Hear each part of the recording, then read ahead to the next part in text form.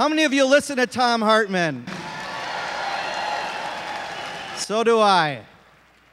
Thom has strong ties to the Midwest, being born and grew up in Michigan. He spent much of his life with and for the International Salem Relief Organization, and he and his wife Louise founded a community for abused children in New Hampshire and a school for learning disabled and ADHD kids. As an entrepreneur, he has founded several successful businesses that are still operating. But where we know him most is his public persona. He is a New York Times best-selling author of 21 books in print in 17 languages on 5 continents.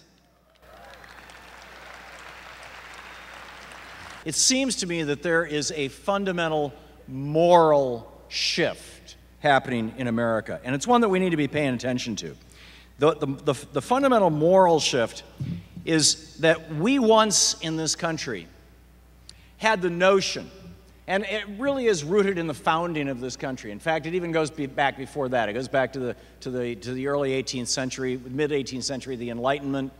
Thomas Jefferson, one of the great Enlightenment writers and of course, creator of this country. The idea, Jefferson wrote into the Declaration of Independence, that people should have the right of life, liberty, and the pursuit of happiness. Well, what's happiness all about? Happiness was, in their mind, intertwined with freedom. So what does freedom mean? This moral shift in America has been a functional redefinition of what freedom means. This has been an ongoing process ever since, largely out in public, ever since Ronald Reagan was elected. It has been going on in private, from long before that, from the Powell Memo in '74, from the Goldwater implosion in '64, arguably all the way back to the founding of the Republic. There have always been royalists among us. There have always been elitists among us. There have always been those among us who functionally believe what Thomas Hobbes wrote about in Leviathan back in 1630, whatever it was, that the basic nature of humans is evil, and that's why you have to have the iron fist of church or state ruling people, because without that, prior to that, the natural state of man would be for life to be angry, brutish, short, poor, the whole thing. And the Enlightenment, this whole movement that created this country, was a pushback against that notion that we had to have elites running things. Or the Calvinist notion that you have to have elites running things, and by the way, they should be the elites selected by God. The British coins still have a 4, RX something something on them, and it's Latin for she rules by the grace of God, the Queen. This idea that royal families, that royalty has to be, ordained by God, and we must figure out who is it among us who's good enough to rule. Well, how do we know who's good enough to rule? The old Calvinist notion, the old royalist notion, was that, well, of course, obviously, the people who are rich are the ones that God loves the most, and so they must be the ones to rule. And that was one of the fundamental notions that was actually conventional wisdom in 1776 when this nation was founded, and a bunch of people who arguably were rich, but arguably were not, actually. The average wealth of the people who signed the Declaration of Independence in today's dollars was in the neighborhood of $500,000 or $600,000. This was the upper middle class. This was not the super wealthy. The billionaires in today's dollars who were in this continent left during the Civil War or during the Revolutionary War, or were driven out. They went to Canada or back to the UK. We didn't have a millionaire in the United States in today's dollars until 1797. It took that long. So for some time, we were a fairly egalitarian country. We're seeing that change. So in many ways, what we're seeing in the whole Fitzwalkerstan worldview, in the whole Koch brothers worldview, is, and the right-wing rationale that you'll hear on hyper-right-wing radio constantly, is that ancient moral vision, that ancient flawed moral vision that led to kingdoms and dynasties and empires ruled by an elite few with virtually no middle class other than a small middle class of maybe the doctor, the lawyer, and the shopkeeper, and a huge class of the working poor.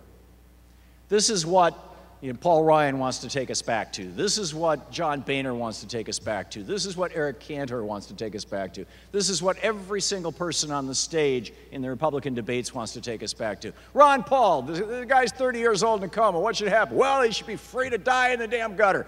As Ron Paul's own campaign manager in his 2008 campaign, working for the campaign, Ron Paul did not provide health insurance to his campaign employees. This guy got pneumonia, went to the hospital, died 2 months later, and left his family with $400,000 in medical bills that 3 years later are still unpaid. And the Ron Paul campaign is going, well, he's free. See, that's the new definition of freedom.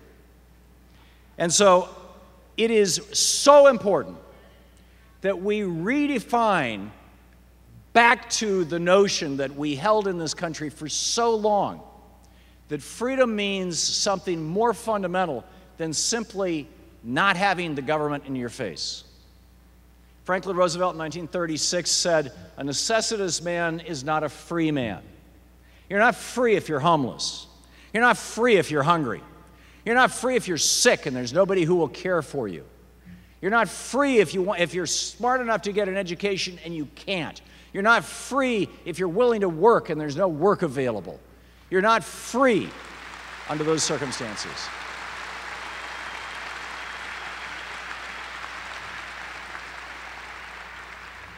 And this is the great battle in America right now. And make no mistake about it, it is a moral battle as much as it is a political battle. Is the notion of what does freedom mean? Does freedom mean that you have the right to die in the gutter without health care? Or does freedom mean that if you get sick that you have the right to decent quality health care like every other civilized nation in the world?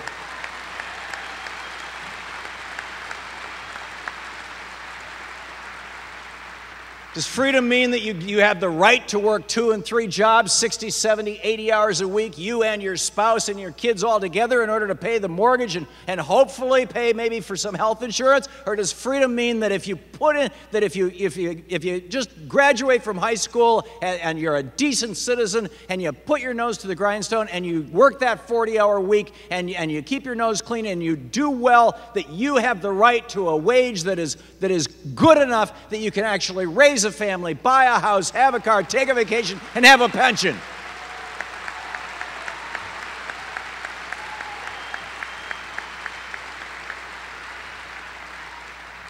Does freedom mean that if you don't happen to have been born into a family wealthy enough to put you through college, that you therefore have the right to go so badly in debt that for the next 20 years of your life after you graduate from college, you're going to be paying off that debt? Or does freedom mean that, like most other civilized nations in the world, you have the right to an education, our most important intellectual infrastructure, our most important infrastructure, a right to an education all the way up to an MD or a PhD for free?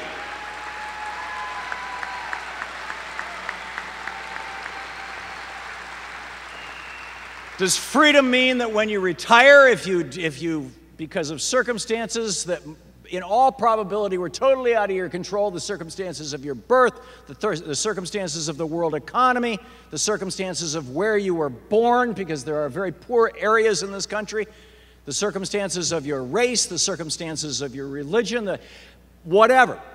Does freedom mean that because of whatever those circumstances may be, when you retire and you are poor, that you have the right to live in poverty and die early? Or does freedom mean that when you retire, regardless of the circumstances of your life, you have the right to a dignified old age to be one of our wise elders?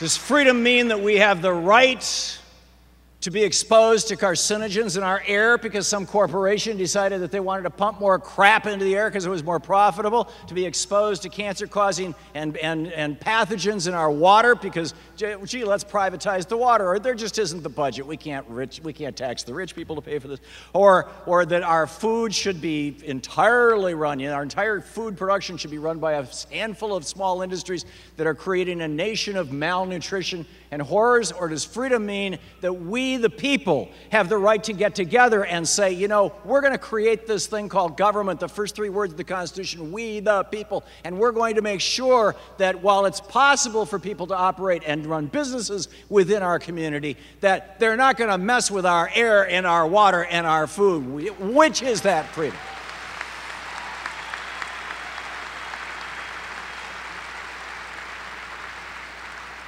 Have you noticed that so much of the infrastructure around us was built before Ronald Reagan came into office? Have you noticed that? Does freedom mean that we have the freedom to sit around and watch our nation crumble in front of our eyes? Bernie Sanders was telling the story yesterday at Ed's house about how a guy in a town in Vermont, where the floods had just washed out, and they'd washed out a water pipe that had to be replaced. And the guy held up the water pipe and showed it to Bernie and said, you know, this thing was built by a guy who went on to be an engineer in the war. Bernie says, okay, what war are you talking about? And he says, probably shouldn't tell the story. Maybe Bernie will tell it later, but that'll just make it better. And the guy says, he went off to fight in the Civil War. Do we have the freedom to watch our nation crumble as all of our money is diverted into tax breaks for billionaires and subsidies for oil companies and transnational corporations? Or does freedom mean that we have the right to live in a nation that has a functioning infrastructure? I believe it does. I believe that is the definition of freedom.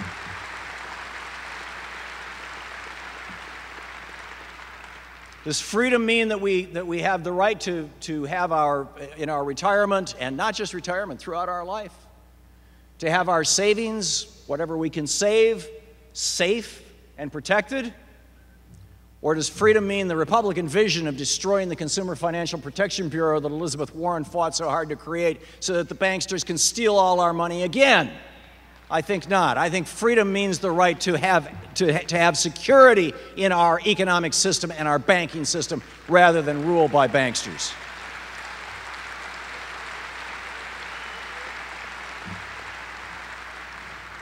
Does freedom mean that business should be allowed to get as big as it can so that we find ourselves in a situation where 6 financial institutions control 60% of the wealth in this country, where basically every industry you name, pick one, transportation, food, media, publishing, you can go right down the list. There is not a major industry in this country that is not now more than 70% controlled by fewer than 6 corporations.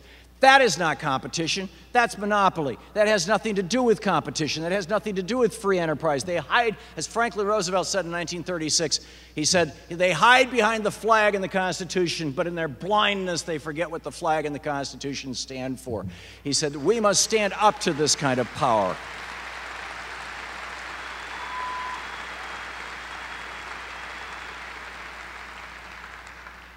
He said, these economic royalists complain, this is from his speech in July 27, 1936 in Philadelphia. He said, these economic royalists complain that we seek to overthrow the institutions of America. What they really complain about is that we seek to take away their power. And our commitment to American institutions requires the overthrow of that kind of power.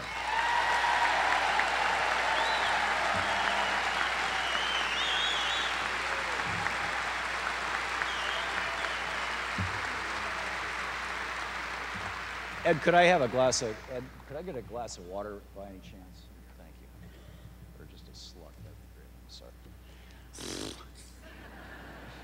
On the radio, I talk a little softer, so. Does freedom mean that when you watch television, or by and large listen to the radio, or even public radio, that you will never hear a conversation about how George Washington, the first thing he did when he was notified that he had been elected president, was send his old friend Henry Knox off to Connecticut to get an American-made suit, that our trade policies have been ripped apart since the 80s, that we've seen an absolute disaster, that we used to protect small businesses and manufacturers in this country. That just in the last decade, as Bernie points out, we've lost 50,000 factories. We've lost millions of manufacturing jobs. Why? Because we used to have tariffs. We used to have trade policies. In 1935, Franklin Roosevelt passed a law called the Buy American Act that said that anything the government buys, anything the federal government buys, including the Department of Defense, must be sourced from American manufacturers. That law is still on the books. It has not been enforced since the 1980s.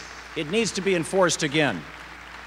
So is it freedom when we have a media that will never discuss the fact that tariffs, that is taxes on imported goods that make more, that encourage manufacturers to stay in this country, the tariffs paid for 100% of the cost of the federal government, the salary of every president, member of Congress, the whole shoot match, the Army, the Navy, everything from the administration of George Washington to Abraham Lincoln, that paid 2/3 of the total cost of federal government from the administration of Abraham Lincoln to World War I, that paid 1/3 of the federal government, and by that time it was getting pretty damn substantial, from the end of World War I to the end of World War II. And we're paying up to 20% of the cost of federal government by the time Reagan came into office, and now it's less than 1%. Is it freedom to have a media that not only doesn't discuss these issues, but will actively boycott anybody who goes on those media and talks about those issues? I think not. I think freedom is having media that will talk about the insanity of our trade policies and advocate for protectionism in America.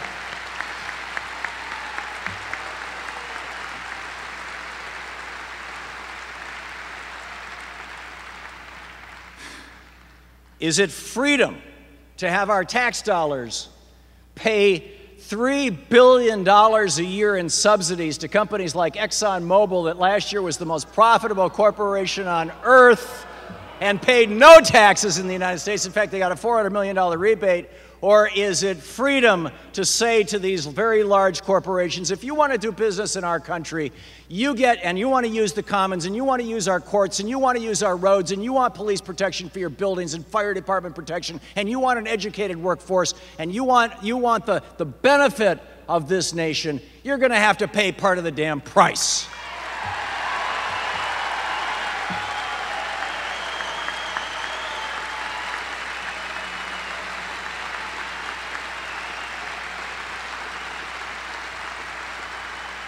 Is it freedom when we, as Mark was talking about, when we discuss that when we discover that there are organizations like ALEC, where they sit around, where a bunch of corporate fat cats sit around with state legislators and literally vote yes or no with an equal vote with the state legislators about what laws are going to be brought up in the state legislatures around the United States, so that America becomes more and more and more third worldized, more and more of this country is devastated. Is that freedom? I don't think so. I think that freedom is and finding out that more than 90% of the legislation in the last Congress, in this Congress, excuse me, that has been introduced in the House of Representatives was actually majority written by lobbyists. I think not. I think freedom is going back to the days when our legislators were responsive to us, because our Supreme Court, before our Supreme Court decided that corporations are people and money is speech. I think freedom is a nation where we say corporations are not people and money is not speech.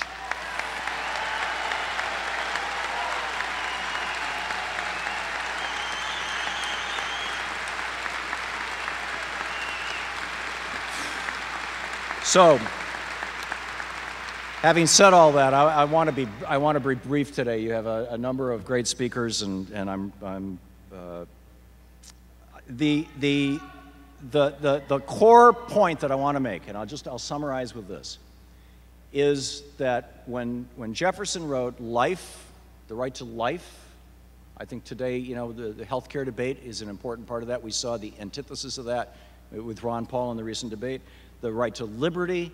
Liberty, we just went through this list of what does freedom mean. We need to recalibrate that. We need to re-understand that. And most important, we need to teach the generation that doesn't remember what America was like before Reagan came into office. We need to teach them what this country was like.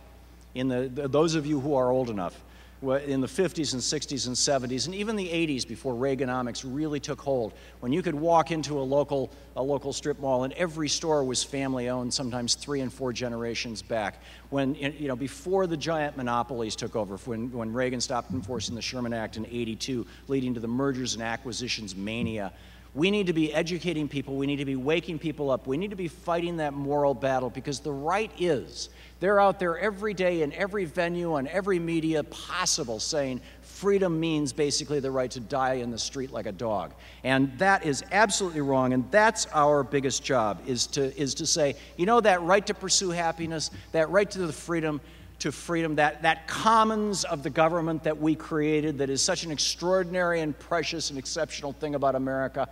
We need to hold that and strengthen that, and the idea of destroying government so that corporations can step into that vacuum is fundamentally anti-American and un-American. So, each one of us has to carry the message, tag, you're it. See you again. Thank you.